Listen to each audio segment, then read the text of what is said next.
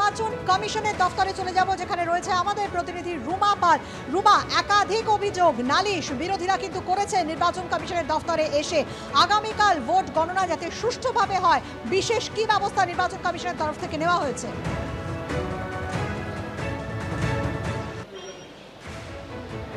দেখো, অবশ্যই একাধিক অভিযোগ এসেছে, কিন্তু সেই সঙ্গে কিন্তু কাউন্টিং এর জন্য নির্বাচন কমিশন রীতিমতো প্রস্তুত রয়েছে।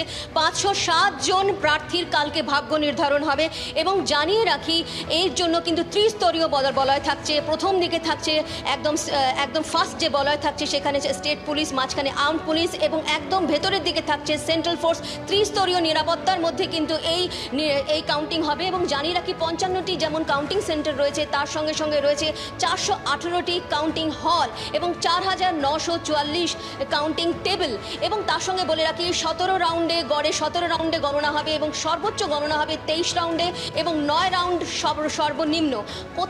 কোথায় 23 রাউন্ডে গণনা হবে সেটাও বলে দিচ্ছি, যেটা হচ্ছে শীতলকুচি 310 নম্বর বুথ এবং দিনহাটার 318 নম্বর বুথ। এখানে ভোট গণনা হবে 23 রাউন্ডে।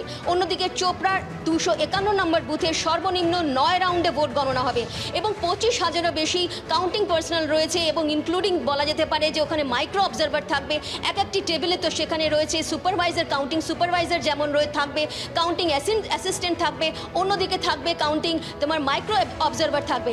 অবশ্যই কড়া নিরাপত্তার মধ্যে কিন্তু এই কাউন্টিং করা হবে। একাধিক অভিযোগ এসেছে, যেখানে কিন্তু বিজেপির তরফ থেকে এবং সিপিএম এর তরফ থেকে কিন্তু বারবার বলা হচ্ছে যে সেখানে নেওয়া হচ্ছে কোনো ক্যাজুয়াল পার্সোনালকে যেন না নেওয়া হয়, ক্যাজুয়াল লোককে যেন নেওয়া হয় যারা কন্ট্রাকচুয়ালে রয়েছেন। এবং একাধিক অভিযোগ তারা রীতিমতো লিস্ট করে দিয়েছেন সিও দপ্তরে। সেক্ষেত্রে কিন্তু সিও অবশ্যই জানিয়েছেন যে এ ব্যাপারে তিনি কথা বলবেন, বিষয়টি খতিয়ে দেখবেন যাতে কোনো ক্যাজুয়াল লোককে যারা কন্ট্রাকচুয়ালে কাজ করছেন তাদেরকে যেন কাউন্টিং প্রসেসে না রাখা হয়। অবশ্যই ত্রিস্তরীয় নিরাপত্তা রয়েছে, কড়া নিরাপত্তা রয়েছে। স্ট্রং রুমে যেমন একেবারে কড়া নিরাপত্তা যেমন রয়েছে, কড়া নজরদারি রয়েছে, ত্রিস্তরীয় নিরাপত্তা রয়েছে। প্রথমে রাজ্য পুলিশ, তারপর সশস্ত্র পুলিশ এবং সবশেষে কেন্দ্রীয় বাহিনী, এরকম ত্রিস্তরীয় নিরাপত্তা এবং পুরোটা সিসিটিভি মনিটরিং এর মধ্যে দিয়ে হবে, এমনটা জানানো হয়েছে জাতীয় নির্বাচন কমিশনের তরফে। 55টি মোট কাউন্টিং সেন্টার করা হয়েছে 42টি লোকসভা আসনের গণনার জন্য। এরকম একটি কাউন্টিং সেন্টার বালিগঞ্জে, সেখানকার প্রস্তুতি ছবিটা সুদীপ্ত আচার্য তুলে ধরেছেন, দেখুন। রাত পোহালেই ভোট গণনা এবং সেই ভোট গণনা যাতে সুষ্ঠুভাবে সম্পন্ন হয় তার জন্য চলছে শেষ মুহূর্তের প্রস্তুতি। আমরা রয়েছি বালিগঞ্জের ডক্টর বি.আর. আম্বেদকর এডুকেশন বিশ্ববিদ্যালয়ে এবং সেখানে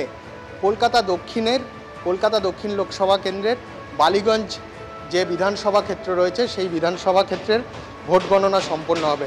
আমরা দেখতে পাচ্ছি মোট দুটো এখানে হল করা হয়েছে, হল নাম্বার 1 এবং হল নাম্বার 2, দুখানা হল করা হয়েছে এবং এখানে মোট 14টা টেবিল থাকবে। সেই 14টা টেবিলের বালিগঞ্জ বিধানসভা ক্ষেত্রের যে গণনা হবে সেই গণনা সম্পন্ন করা হবে। মোট 14টা টেবিলে এগুলো সম্পন্ন করা হবে। এখানে 14টা টেবিল হবে, ঠিক আছে, দুটো কাউন্টিং হল।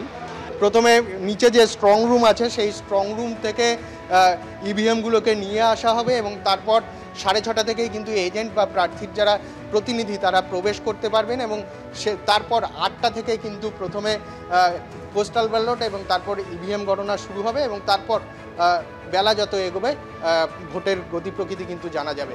কালকেই কিন্তু পরিষ্কার হয়ে যাবে ভোটের গতি প্রকৃতি কী হতে চলেছে। ক্যামেরায় প্রবীরদের সঙ্গে সুদীপ্ত, এবিপি আনন্দ, কলকাতা।